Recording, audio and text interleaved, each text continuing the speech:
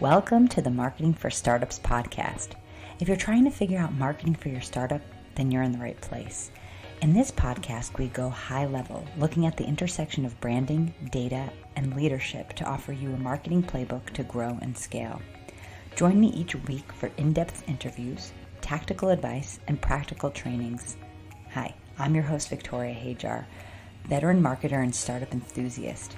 I promise to bring my experience and curiosity to each episode. Then together, we'll peel back the onion on this ever-changing discipline that is marketing. I'm so happy you're here. Let's dive in. Hi, and welcome to this week's episode. I'm so happy you're here as always, but this month of August, I'm going to be tackling a topic that's really near and dear to my heart, and that is data, metrics, and systems. The reason why I'm so passionate about these topics is because it's something that doesn't quite come so naturally to me. And I've done a lot of work in improving myself as being really data-driven and systems-oriented. And a lot of founders I know have a similar makeup to me, where we're easily excited. We have a lot of great ideas. We're really good at pushing through new projects and new tasks and sort of getting balls rolling and starting things, right? But the thing that becomes a little bit maybe tedious or where we tend to lose interest is in those details. And for me, data in particular has been something that as a marketer has just grown in importance over the years. I've been a marketing director now for over 10 years, and I can tell you in the 10 years, the amount of data that is available to me, to all founders, to business owners is unreal. In the past couple of years, I've thought, in order to do my job properly, I need to up-level my skills. I need to think like a data analyst to actually navigate all of the reports and all of the information that we have available to us. And so I've actually had some tough moments that I'll share with you today, getting into this mindset and really up-leveling my skills. And I wanted to share with you today how I did it. And it's something that I still work on every day, and I'll tell you how I do that. But my hope is if I share a little bit about my story, if this is something that you also struggle with, you can begin to sort of develop yourself in this way. Because having a metrics mindset and being a data-driven person really puts yourself above the competition as a founder. And it is just so important for saving time and saving money and just being able to make smart decisions and move forward in an effective way in your business. I mean, we're so lucky to be living in this time where we have all of this data. But I think a lot of people in general, they shy away from learning because it just seems too complicated. It's kind of stressful, and there's so many other things to focus on. Taking the time to learn how to be a data analyst maybe doesn't really fit on your to-do list. So that's why I'm here to share a little bit about my story. So let's back up. For many years, and I've been, again, marketing for a while, but working as a consultant for a really long time. And I'm embarrassed to say, but there are many years as a consultant that I didn't really pay attention to the data and the metrics and the performance of everything that I was doing. I just didn't. And as a marketing director, I've hired a lot of people that also don't pay a ton of attention to the performance and the results. And you kind of move forward executing on great creative ideas and having meetings full of excitement and, having these guerrilla marketing campaigns and all of this like really exciting, fun part of marketing. that you just keep pushing through and churning and all of those things without kind of stopping and really reviewing, like, is this working or not working? Is all of this creative juice that we're spending on these particular tasks actually yielding results, actually yielding revenue? So for many years, I didn't really look at it. I would toss together a report, and a lot of people I worked with would also toss together some pretty benign reports that didn't really say a ton. We'd make some really superficial conclusions about what was happening and then sort of forget about it.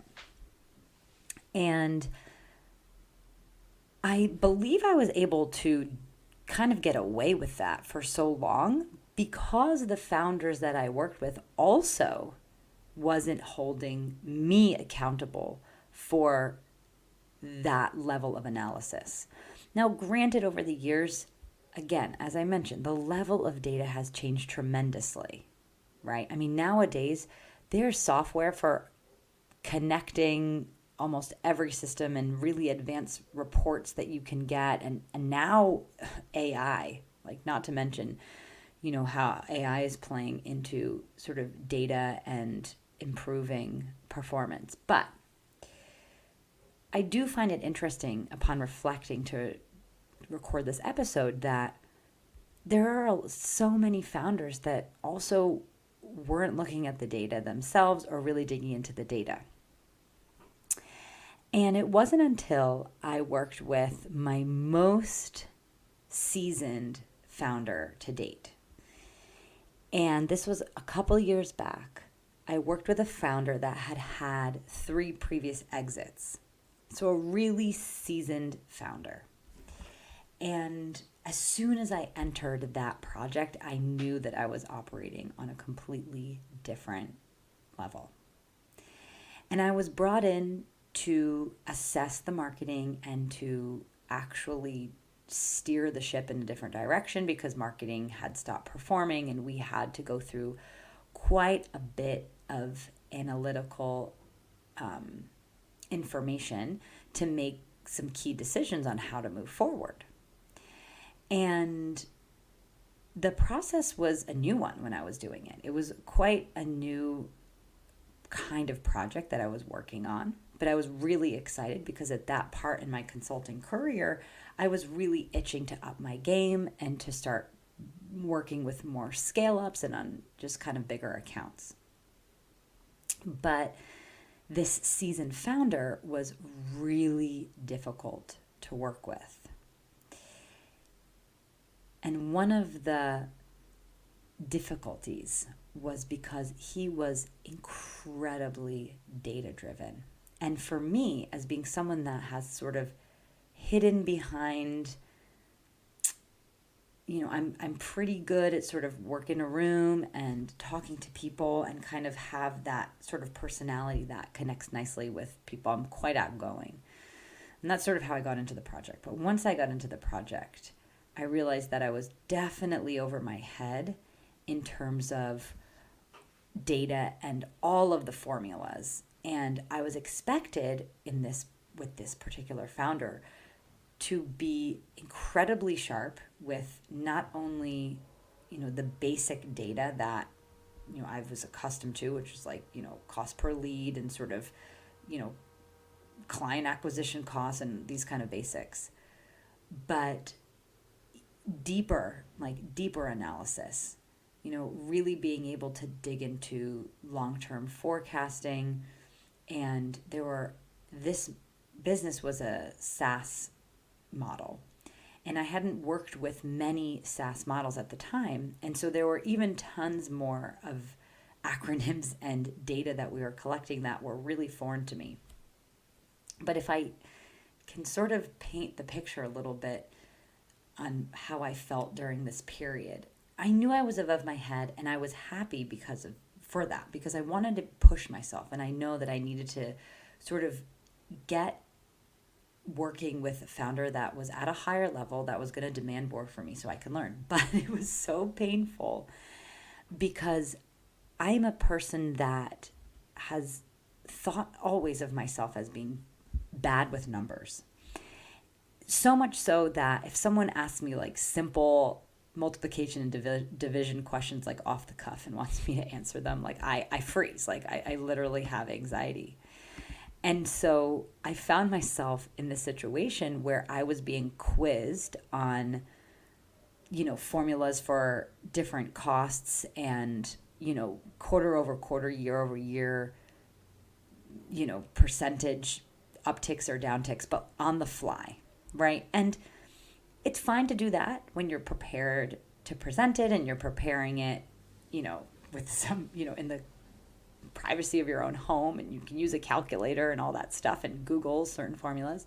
But it's like quite different to be in a stage with like other executives and really sort of hard personality grilling you and being very demeaning, right?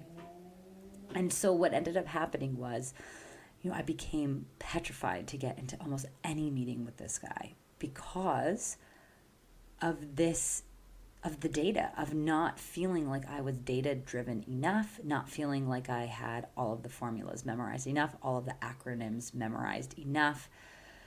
And it came to one point, I remember we were in a meeting, just him and I, and he had asked me about a particular metric which I wasn't familiar with. It was CAC payback period, right? So it was like client acquisition cost and the payback period, because in the SaaS model, obviously it's like a subscription service. And so there is a period of time in which the subscriber is paying you over certain, whatever, X a number of months, that's going to cover the cost of their acquisition, because usually these subscription models are like quite low and maybe the acquisition cost is quite high. And so in this case, that was the case. But I had no freaking clue what a CAC payback period was.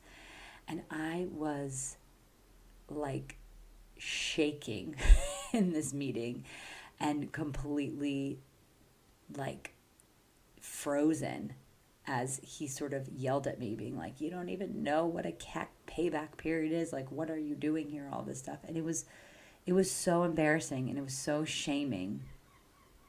And I hated it. I hated it so much. But I have to say, like, what that ignited in me was this fire to become as data-driven as I could be.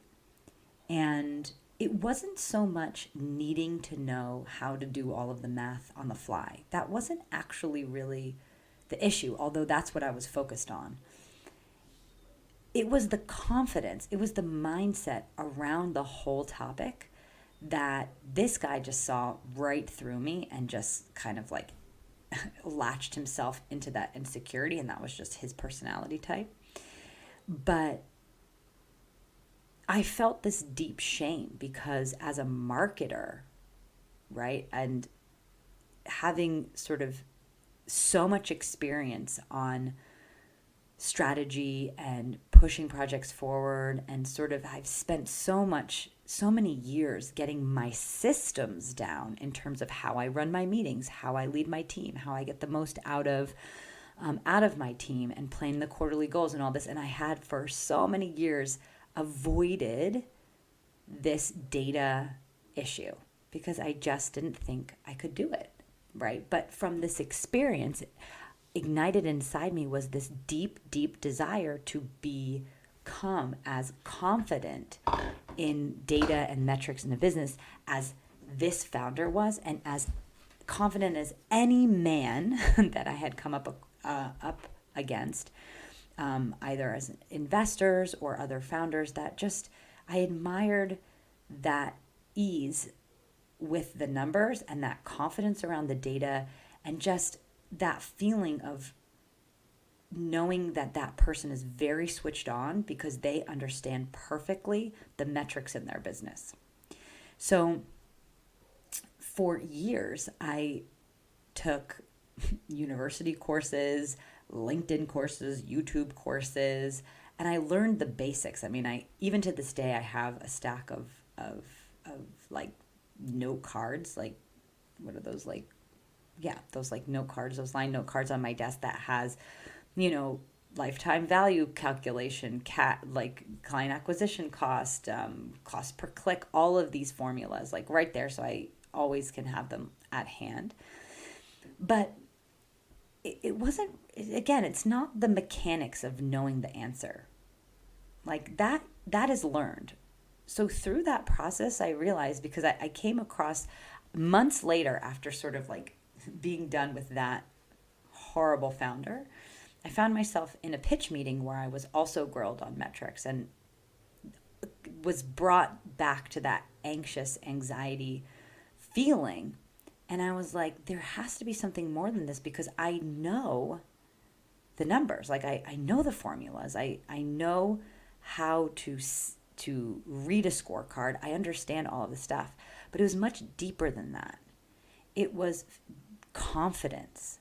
And when I talk to female founders, I know that I'm not alone here. And what's even more ridiculous is that a lot of female founders that I've talked to about their pitching experience with investors is that this idea of the metrics and the data is quite stressful for them. And a lot of times female founders will leave the numbers and the finance to like the male counterpart. And this actually breeds such a dangerous trend, in which actually I've heard also a lot of a lot of female founders who have been in front of investors, and investors are just automatically directing financial or number or data questions to any man that's in the room, which actually sucks a lot if you are, a solo female founder and do have a very strong handle of the data. But I think that there's a larger cultural question here around the idea of women being really strong in the areas of math and science. And that's like a whole other podcast for another day. But I know for me personally, it's that story that I've had in my head since I was a kid of not being good with the numbers. And I just had relinquished that for so many years. But as technology progressed, and as my role as a marketer has changed to being so dependent on data, I've been forced into learning it and loving it. And now I'm so passionate about breaking it down. And this month is going to be filled with sharing, those most important metrics, and sort of helping you out there that are interested to sort of get comfortable yourself with these key numbers, so you can talk to any any investor or anyone else that's interested in knowing the metrics in your business, and using these metrics to actually make informed decisions. But the first step is to switch your mindset. Because if you are like me and it was like so foreign to you and so anxiety inducing to think in this way, I want to give you 3 really easy ways that you can develop a more data-driven mindset. And this is what I've been working on now for the past, 3-4 years, is just this. So what's the number one? What's the number one way that I have helped develop myself to have a stronger data-driven mindset? So the first is to ask yourself, get used to asking yourself the question, how will I measure this? So no matter what is happening in your business, whether it's, some regarding hiring, or if it's regarding production, or if it's regarding marketing or sales, any tactic, any strategy, any playbook that you run, ask yourself the question, how will I measure this? And it starts to help you think in that way, and visualizing or imagining how the data is going to be collected and going to be viewed in a way that's going to give you actual insights. So asking yourself, how will I measure this? But more than that, and I don't know how you guys will feel about this, but I also do something in addition to this, because it wasn't so easy for me to just think on my own, how will I measure this? It wasn't ever something that came naturally to me. And so I actually started, as part of my daily routine, using an affirmation. Okay, like an affirmation that I would say to myself, say in the mirror, meditate on, which is, I am a data-driven person. I really do this. I really actually write this every day. I have this morning practice where I have like I do gratitude journaling, and then I write down my 10 goals for myself that I'm working towards. And one of those goals for the past couple of years has been I am a data-driven person, because I understand how important that is for business success and the success of marketing in general. So I know that by being a data-driven person, that will help me achieve my goals of getting better results for clients, getting better results in my own business. So the other thing that saying an affirmation or writing it down daily like I do does is that it plants this seed in your head. So as you go through your day, you actually will remember. It'll be almost like something turns on in your brain because you've set that intention for the day, you've said it or written it, and that this question, how will I measure this, comes to you more naturally. So for me, that has really worked. And again, I continue to do it because I continue to improve. I'm still taking courses when I can, learning. It's one of the more active learning topics that I am always continuously improving on, because it's constantly changing, and there's constantly new ways to analyze and learn about data. So number one is asking yourself, how will I measure this? And I would suggest bringing it more into your life by using an affirmation, if that calls to you, or writing it down in a journal on a regular basis to kind of remind you and plant that seed that yes, you are a data-driven person. You can do it. You are smart at numbers. You are smart at data metrics, and nothing anyone can put in front of you is above your understanding. So that's number one. Number two is visualize your data. Now, this is a game changer. And this is what I learned from that really difficult founder I shared the story about earlier. Because one thing I realized that this guy was super sharp with data, but one thing that he was obsessive about was visualization models for data.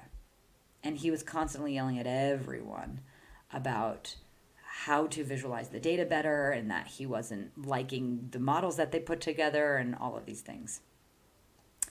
And once I kind of learning from him about how important it is to visualize data, something kind of went off in my head. Because when you look at data in a spreadsheet, it's not very actionable. It's not really easy to extract insights. And that's pretty obvious, but for some reason, for so many years, like that didn't even dawn on me. So when I started seeing these visualization models, I was like, oh, like this is way easier to digest. Like, how come I haven't been kind of asking of my team or looking at data in this way before? I always just kind of popped everything into a Google sheet and then was wondering why it was so painful to look at. So one tip that I have, though, for visualizing data, because again, there's so much data. So as founder or as marketer like me, I like to focus on as the first bit of data, like the top line, most important sort of data funnel to look at is leads, is kind of like reach to leads to sales call to close one. And once I started doing that for like every marketing activity, it's essentially a marketing channel performance, it's your marketing channel performance data, right? But once I put the pieces together of like, oh, I can separate from the marketing activities and create the same exact funnel for every single one of those channels. And then I can see quite clearly which channel is performing better, which is not. And that is data 101. And I think it's the most basic thing. And it is so like satisfying when you put those models together, because everything starts to just, the puzzle pieces start to fit together. I was like laughing, like giddily laughing the first time that I saw these models coming together. And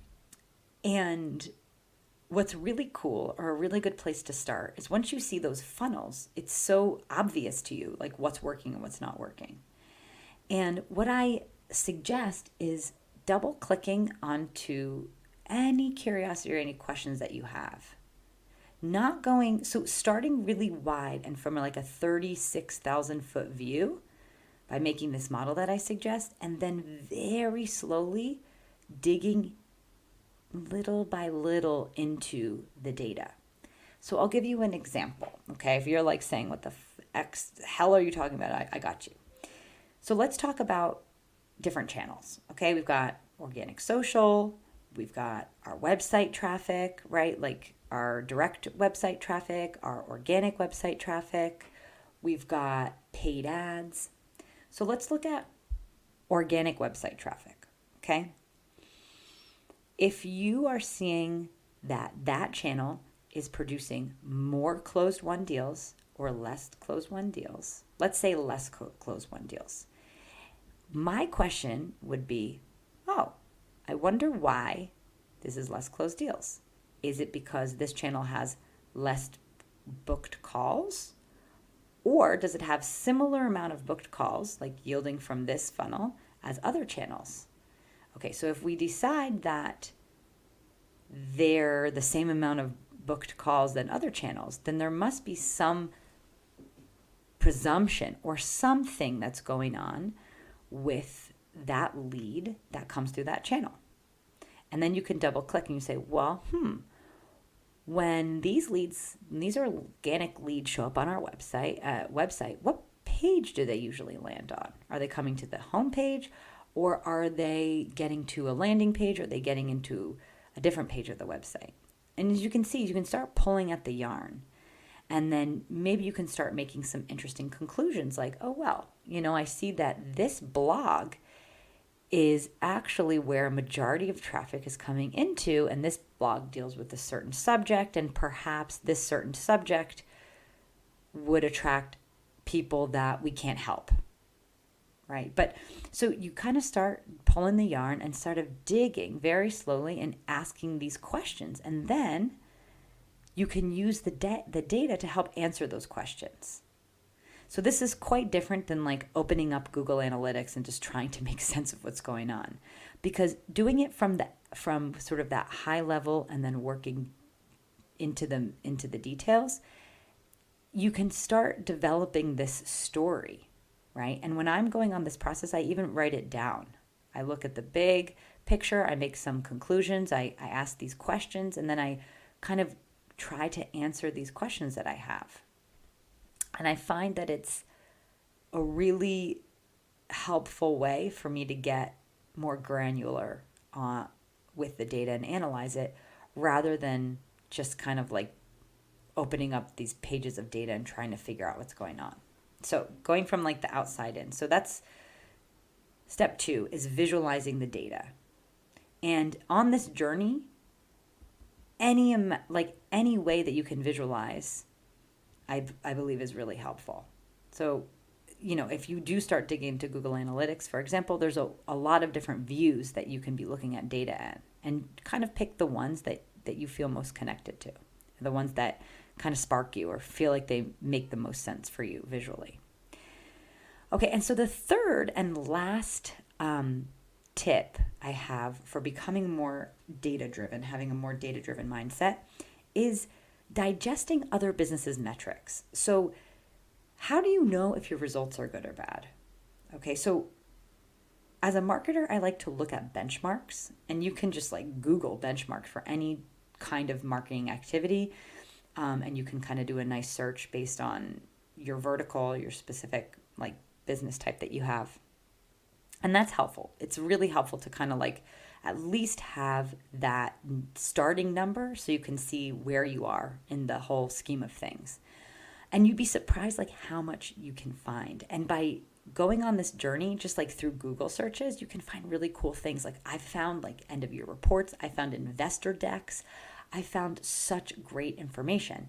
I've also used great resources like Crunchbase, SEMrush, and there's also another website called Howler as well. I've linked all those into the show notes of the podcast on the blog.